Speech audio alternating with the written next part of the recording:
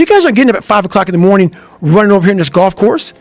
So I started seeing myself very differently than the average human being. I was like, hold on a second. I have something they don't have. And that's when I started to develop these things through working out. It was this great, never-ending work ethic. And through work ethic, I developed self-esteem. I always equated working out to struggle. And I struggled my whole life, but I ran from it. So I started realizing, man, I got to start facing the struggle, and I got to be mentally strong for the struggle. So that's why I started coming up with I'm training for life. Mentally, I'm training for life. I'm not training for I don't care about winning trophies. I don't care about winning anything. All I want to do is go the distance. And I found out on my own pretty much is that through discipline, through self-discipline, through repetition, through tons of repetition of the same thing that you don't want to do. And that's the key thing. Through repetition of things you don't want to do, you develop mental, like an armor for your mind. Start to armor your mind, because your mind's like, okay, we suffer every day. That's what we do. We do stuff that sucks every day. So then when the suck stuff comes, you're ready for it. And that's how I started coming up. I just started being very uncomfortable. And now it's like just a way of life. I stopped caring about people, that what they thought, being judged. Wow, if I say this, if I started right now, are you gonna make fun of me? I stopped caring about that. And that's when my life started really changing for me, slowly but surely. Or situations that have wronged me. Because once you've come to a place where you are really happy with who you are in life, no one with you anymore. Even though they're with you, it doesn't with you. What do you want in your life? We have so much influence coming at us that we are so lost. We don't know what we want to do because we don't spend enough time with ourselves.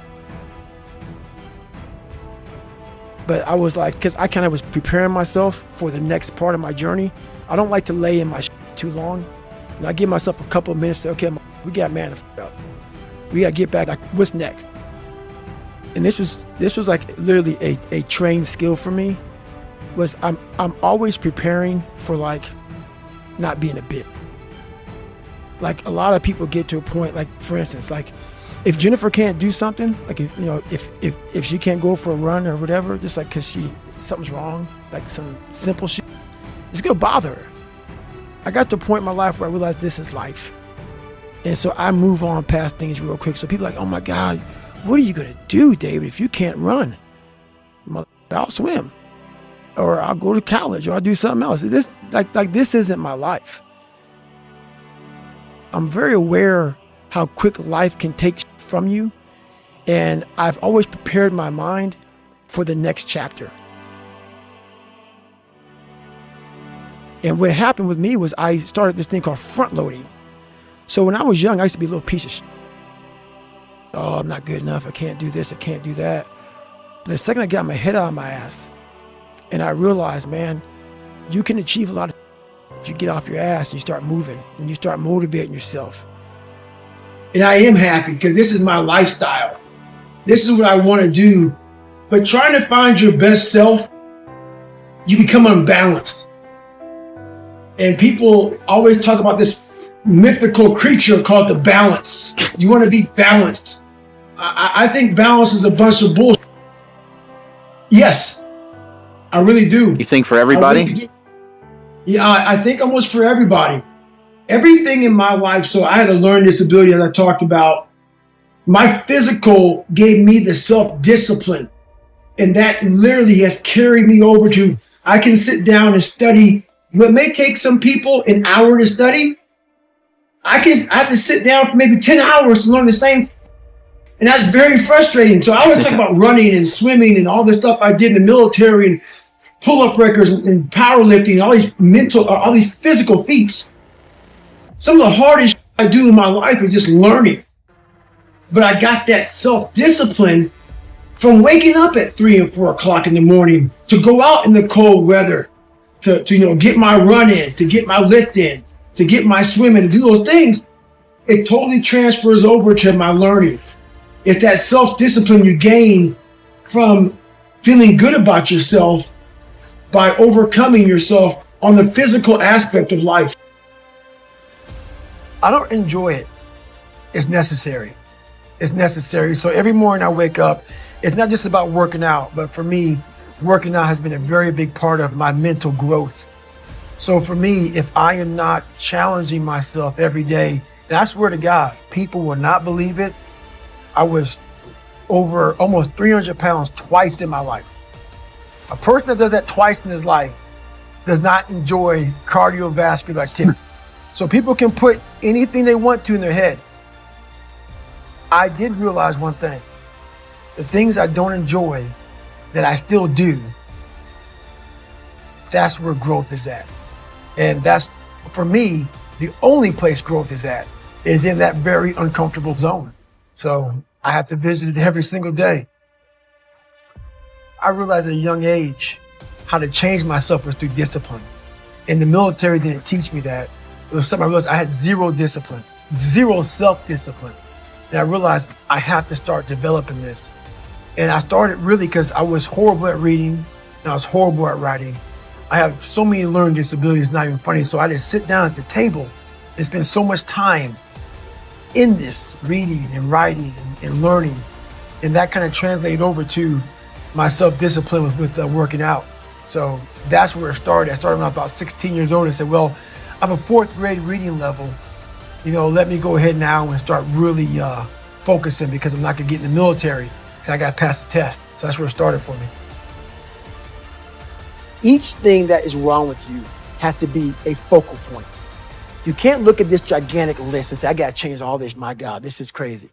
No, you take off the first one, I wanna be smarter. For me, that was my thing. I have to become more intelligent. I have such a severe learning disability. I had to now get that one thing and then strategize in that one problem. How can I do this? I'm not gonna learn like you. I'm not gonna learn like anybody else. How am I gonna figure this out? So I then figured out, okay, where are my strengths here? Where are my weaknesses in learning?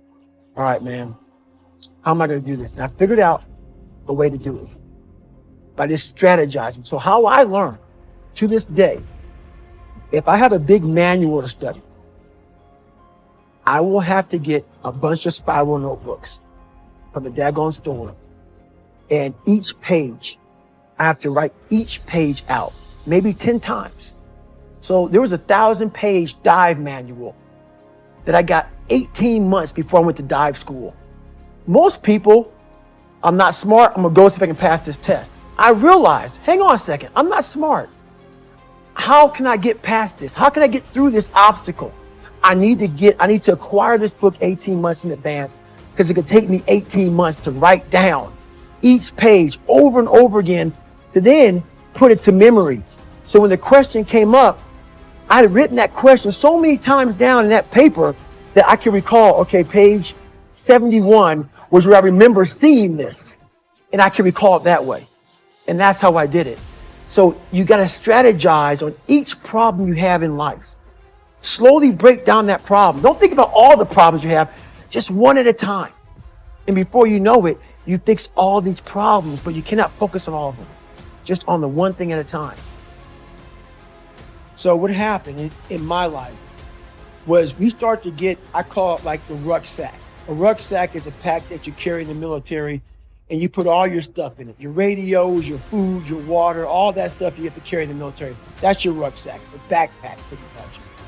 As you're growing up, we all have a backpack. Most of ours, hopefully, is empty, and what we put in it is all the crap we go through in life. That's what is in the backpack for the civilians, and we carry it around with us. So what you have to start doing is realizing that no matter where you're at in life, my dad abused me, learning disability, stutters, immaturity, insecurities, self-doubt, so much crap on top of me. So much stuff. I lied a lot to create friends. So much stuff was in my backpack. No one's coming back to help me. So it starts with that person in that mirror. You have to realize you are on your own now. And whatever else you believe in, I don't care what you believe in, but on earth, it's a very lonely journey. And it starts with the accountability mirror, looking at saying, hey, my dad who beat the hell out of me is not coming back. All these things are coming back.